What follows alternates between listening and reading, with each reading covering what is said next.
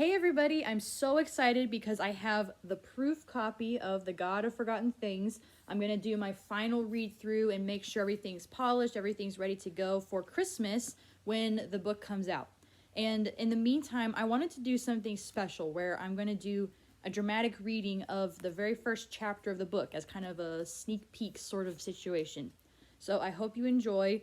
I'm just going to record. I'm not going to do any editing. So forgive me for any slip ups. It happens. Trust me. I've been recording my audiobook and it happens literally all the time. But anyway, here we go. The God of Forgotten Things by T.M. Cole.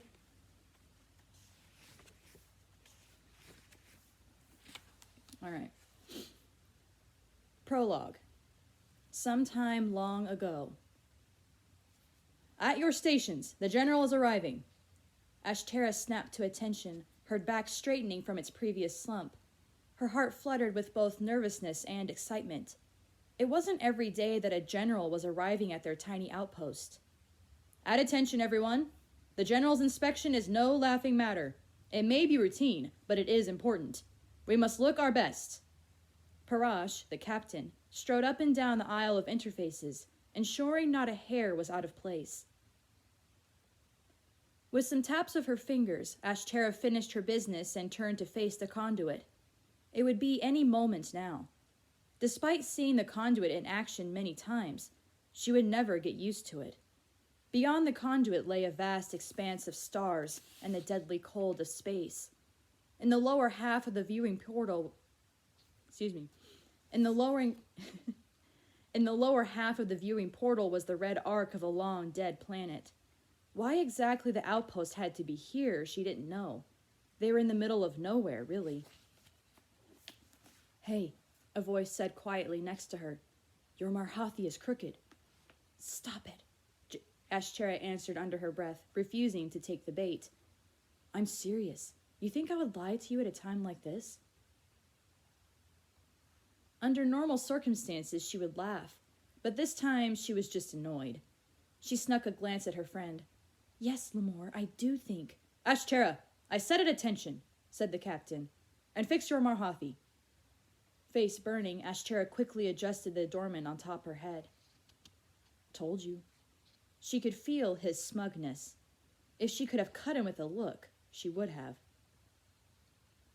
Before she could retort, however, the conduit lit up. Brilliant white light filled the room, drowning out the stars in the viewing portal. Energy hummed throughout the cramped space. Ashtara wasn't sure what was thrumming, her heart or the very air. Any moment now.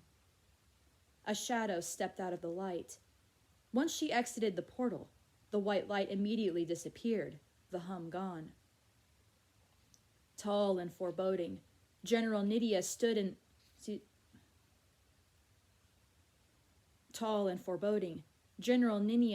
the now inactive conduit. A vast mane of hair threatened to burst out from under the helmet. 2 long scars ran from her left ear down to her neck, disappearing into her breastplate. Despite visiting a mere outpost, she was dressed in full armor, red as blood and trimmed with gold. At the center of her chest rested a small, glowing cylinder.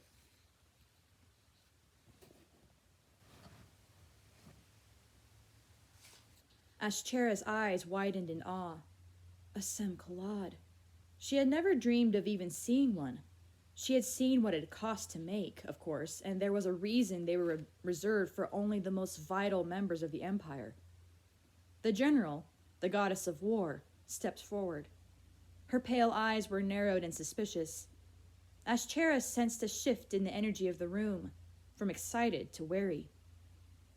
Welcome, General, to Casamenta, Captain Parash said. The general continued to look around the room, examining each and every face. Her angular jaw was tight as she met Ashtara's stupefied gaze, and Ashtara had no choice but to gulp and avert her eyes. I trust you have made all the preparations? The general asked. Of course. Exactly as I instructed. I've accepted nothing less than perfection. Preparations? Wasn't this a routine inspection? Ashtara scrutinized the general and the captain. Their thoughts were hidden, as was common for commanding officers, but there was something strange passing between them. It was at a deeper level than both words and thought. It was an understanding. The silence stretched to uncomfortable lengths. Ashtara could sense everyone's thoughts. Have we failed? Wonderful, the general then exclaimed, clapping the captain on the shoulder. Ashtara stole a glance at Lemore, her eyebrows raised. He offered a tiny shrug in return. With the general's next words, the two snapped back to attention. I expected no less from Casamanta. Remain strong, and we can overcome even the greatest obstacles. Veranish, Shantael, Iskarna, everyone said in unison, vowing their allegiance to the Empire. Perhaps it was just her imagination, but Ashtara swore she saw the general's face fall at the sound of the chorus. This way, General. We can discuss more details in... The room lurched sideways, accompanied by an enormous boom. Ashtara stumbled and fell into her interface, her head smacking the hard surface. Her vision swam and her ears rang as she tried to stand up. With another boom, she was thrown back down. Attacked! The Empress! Activate the... Must reach! Ashtara's eyes blinked open. Light blinded her and felt like it pierced into her skull. Another boom rocked the outpost, and the light went out. Ashtara landed on the floor once again. In front of her lay Lemore, his eyes gazing at nothing. Lemore? Ashtara croaked, blinking away the pain. She reached out to him, managing to touch his cheek. At her touch, she knew, and her heart plummeted. He was gone. Ashtara took a deep, shaky breath. She reached out again, closing his eyelids. Desmana estamhem Asharak.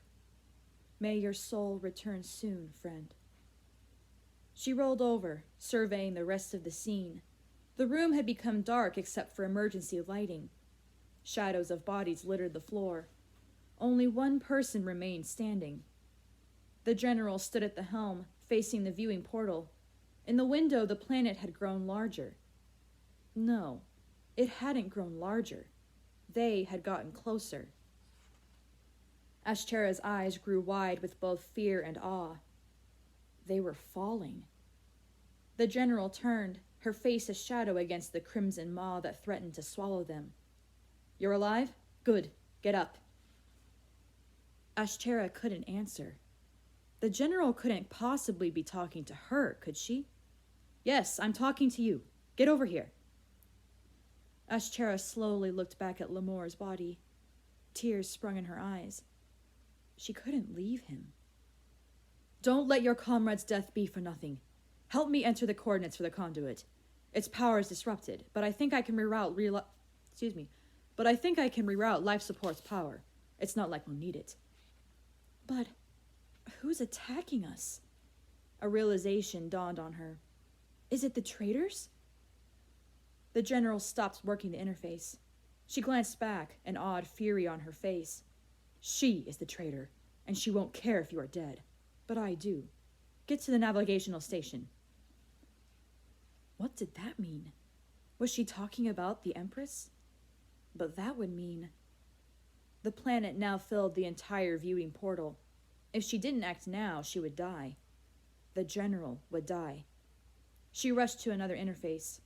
To her horror, the captain was sprawled across it, blood trickling down his face. She swallowed, took another shaky breath, and pushed him off. His body fell to the floor with a thump. Enter these coordinates, the general said, then listed the location. Ashtara entered the coordinates, her brow furrowed in confusion. Something smashed into the door. It held, for now. Had the traitors found them? If it wasn't them, then who was the general talking about? She tapped the last character, and the conduit lit up, its light like a supernova in the dark, cramped room. Ashtara raised her hand to shield her eyes. The general finished whatever she was doing at her interface and stepped toward the conduit. She looked to Ashtara. Come. Metal screeched as the door crunched and snapped, succumbing to the attacker's will. Through the gap, soldiers poured in, their weapons raised. "Stop, in the name of the Empress!" "Come, if you want to live," the general called out to Ashchera. She jumped through the conduit, her body consumed by the light. Several shots went off, burning scorch marks into the conduit's frame. Ashchera ducked to avoid being hit. Empress's soldiers. They had attacked the station. They had killed all her companions. She stood, raising her hands in surrender. "I'm not—" More shots rang out, and she had to duck again. Why were they shooting at her? It seemed they were trying to kill her, too, but she didn't know why. She glanced at the conduit. It was her only chance to live. With a deep breath, she leaped forward as well, embracing the vortex. More shots followed her. As she crossed into the light, their sounds echoed strangely, fading into infinity. Take a quick drink break.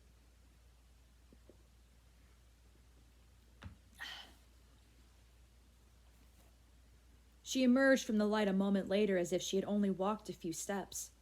As soon as she left it, the light flared brighter, almost blinding. A large pop went off, and the light shuddered and died.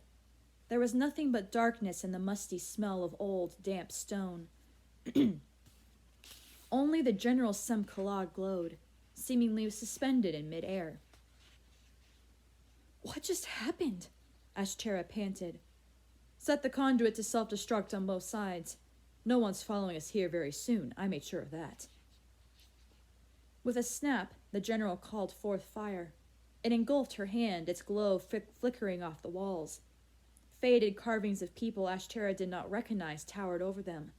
She could only make out bits and pieces. "But, General, what's going on? Why were we attacked? Were those the Empress's soldiers?" The flame in the general's hand flickered. The scars on her face glowed white in the paltry light. "There is much you do not understand." "I understand that they were trying to kill me, whoever they were. They must have been traitors." The general's face darkened.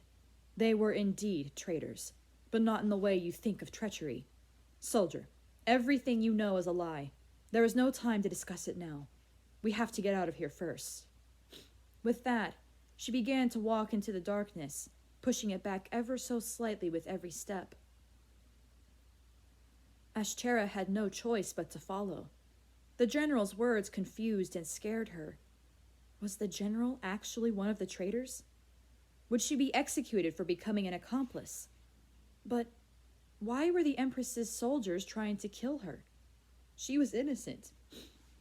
She was innocent. She would never betray the Empire. Or so she had thought. She craned her neck to gauge how high the walls went, but she could not see the ceiling. What is this place?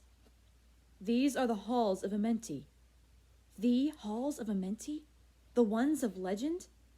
The very same. The general looked around, her brow furrowed. There should have been a response from the halls by now. Perhaps we are not in the right place yet. Follow me. There is another gate here. Ashchera fell into step behind the general. She couldn't help but notice how the eyes of the carving seemed to watch her. Just like she had never imagined even seeing a Sem-Kalad, she had never imagined walking the halls of Amenti. She hadn't even thought they actually existed until then. She wished Lamor could be walking here with her. She had to remind herself that despite her grief, his soul would find a new body, and he would return. They continued to walk into darkness. It was more like an abyss. General Ninia's flame permeated only their immediate surroundings in the inky blackness. "Where exactly are we? Are we close to the center systems?" Ashchera asked. Without looking back, the general said, "Not far from Casamanta. This is its sister planet, Terramanta." "The halls are all the way out here?" The general wasn't kidding when she said they didn't have enough power to go very far then. But how could a place so important be in such a remote location? Despite their dire situation, the general laughed. Surprised, are you? This is a young world. The Isthalok are still far from being ascended.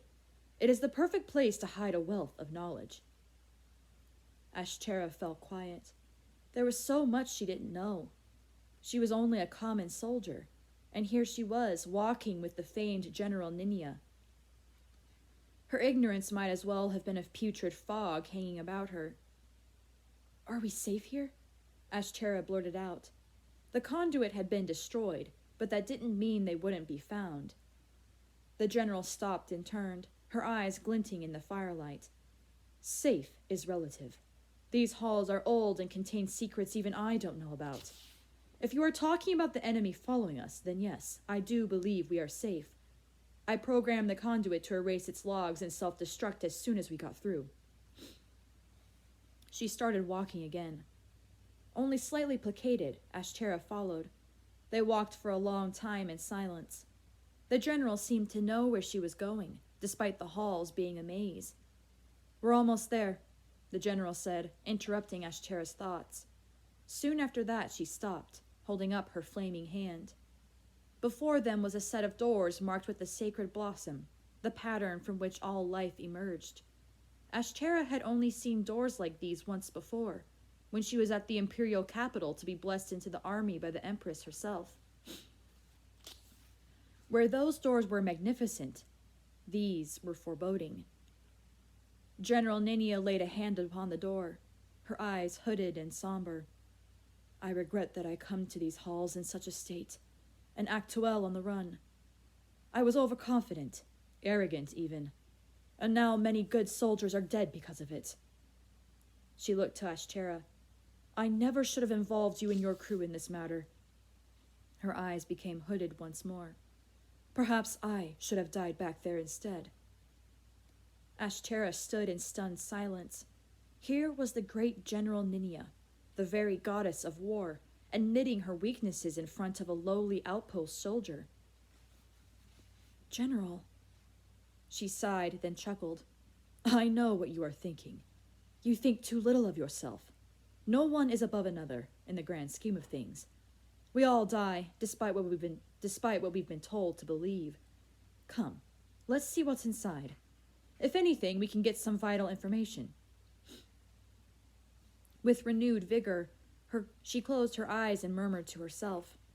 Ashtara could neither hear the actual words nor what the general was thinking, for she had retracted her awareness within herself. Ashtara could only stand and watch. With a great rumble, the door started to open. The two women stood back, watching the immense metal doors swing forward. Finally, they shuddered to a stop, with only more darkness greeting the general and Ashtara. Let's go. And they started to walk once more. This room was different from the initial hallway. From the faint glow of General Ninia's flames, Ashtara could see innumerable doors. Ahead of them, she could faintly make out a control interface. Relief flooded through her. They could get out of there, and maybe Ashtara could figure out just what was going on.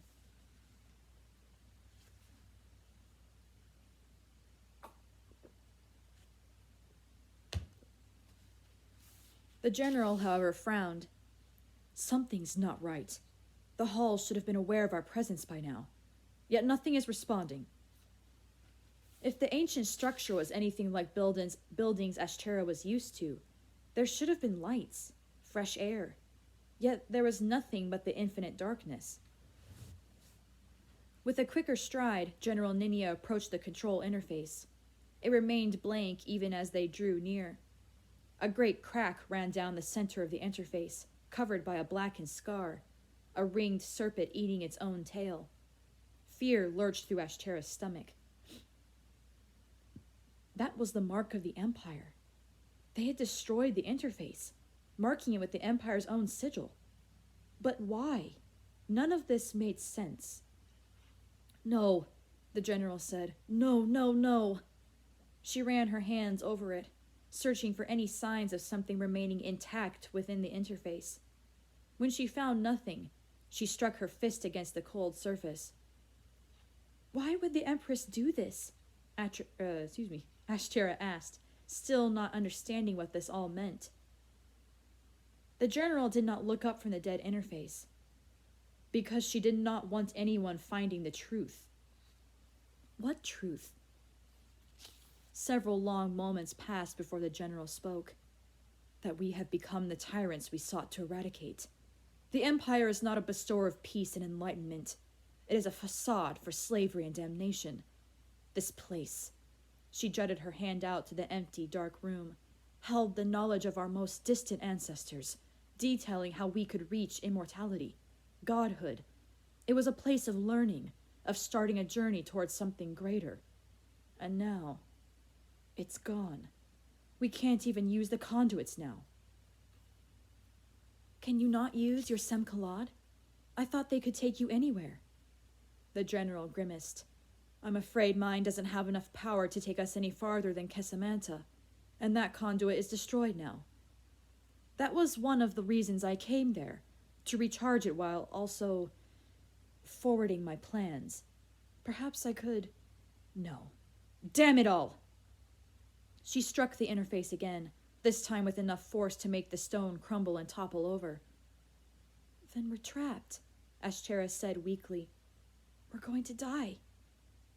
No, the general said with a slight pant. We will get out of this alive. But you must trust me. I sense great confusion in you, even disbelief. Could anyone really blame me? Ashterra thought. What felt like moments ago, she was happily a part of the Empire, a small yet important cog of the vast society dedicated to bettering the universe and its inhabitants. But now, she wasn't so sure. They had tried to kill her when she was ready to surrender and give them any information they needed. They had destroyed the halls of Amenti, at least destroyed access to it. And how was that part of bettering the universe? And yet, she couldn't just trust the general's word, could she? Over the Empress herself? On the other hand, the general was the only person who cared about saving her life, it seemed. I still don't understand anything that's going on, but I have no choice but to trust you, Ashterra finally said. Despite the grim situation, the general smiled. Good. I knew you were a worthy soldier. Once we get out of here, I will tell you everything. Right now, however, we must find a way off this planet. They left the gate room and wound through the halls once more. Ashterra fought to keep up with the general and how intensely she aimed to reach their new destination. They quickly reached another room, this one much smaller. In the dim light, Ashterra couldn't see anything on the walls except a small panel. What is this? The general stopped before the panel, then rested her hand upon it. Nothing happened. With a sigh, she said, It's an elevator. Old-fashioned, I know. But it's meant to get to the surface. She muttered under her breath, If I could get it to work.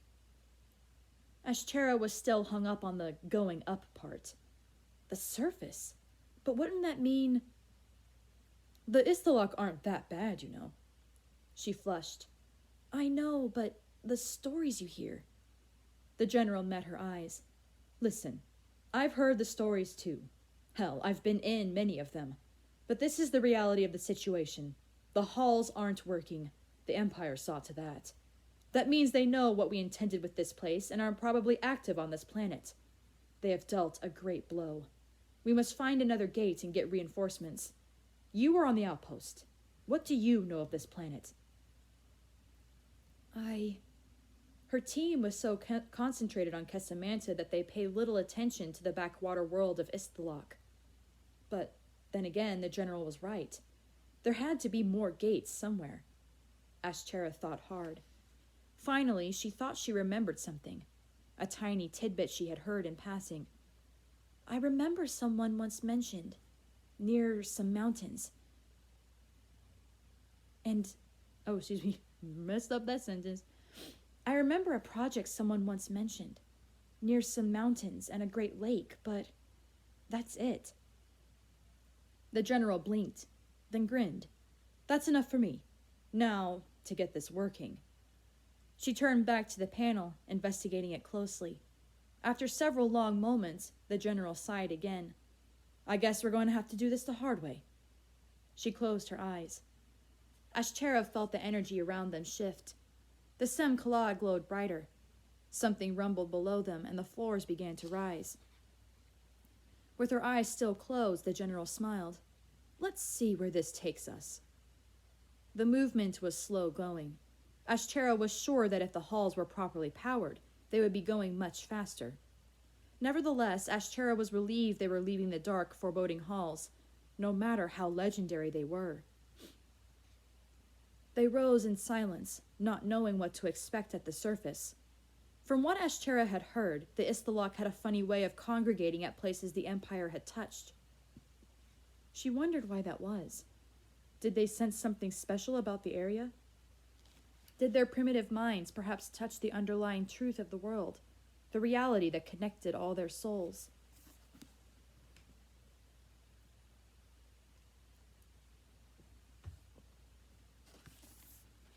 The air grew warmer as they went up. Eventually, the elevator shuddered to a stop. It was still dark except for the general's flame and Sem Kalad. Before them was a simple pair of doors, nondescript and unassuming. Ashcherah's heart fluttered as she realized she did not know what lay outside. With a flick of her hand, the general opened the doors. Blinding white light made Ashcherah shield her eyes. The general stepped forward, not hesitating to see what would be out there. Ashcherah followed cautiously. Stone. There was nothing but stone. That, and a small opening far above them, bright and blue. That must have been the sky. Before them lay a set of long, straight stairs. They walked up the stairs, occasionally having to climb over dirt that had piled over steps. Wind whipped around Ashcherah, strands of her hair coming loose from her marhathi. Once they reached the top of the stairs, wide open grassland encompassed their field of view. Ashcherah was surprised, however, to see great stone structures towering over them. 3 pyramids sat upon the earth, piercing the vast expanse of blue with white stone and golden points at their crests. She turned, surveying the rest of the land. An even greater shock coursed through her as she sighted a colossal stone lion perched on a hill behind them, its gaze facing the sun. Impressive, the general said beside her. You could say that, Ashcherah thought. She didn't remember anyone from the Empire building these. Perhaps the Isthalok were more resourceful than they looked from afar. Or they had help. Usually the Empire refrained from interfering with more primitive societies, but it wasn't unheard of for them to collaborate with those who showed promise and impart to them more advanced knowledge. A shadow passed overhead, and Ashcherah looked up. Oh no, the general said. They got here quicker than I had hoped. Ashcherah's heart sank. An enormous ship hovered far above them, marked with the infinite serpent of the Empire. Change of plans, soldier, the general said, her tone grim. We stay here. We drive out the Empire and claim this planet for our cause. Ashcherah could not tear her gaze away from the ship. But how? She looked at the general in desperation. It's just us. It may just be us. The general moved her hand to her chest, yanking out the Sem Kalad out of its pocket in her chest piece. But that doesn't mean we can't win. All right, so that was the prologue of The God of Forgotten Things. I hope you enjoyed. I hope it was enticing. I hope it helps you feel excited for when the book comes out and you can read the whole thing. Remember, it's coming out on Christmas, so keep your eyes peeled. I'll be sure to send out plenty of notifications. And I hope you have a great rest of your day and holiday season. And bye-bye.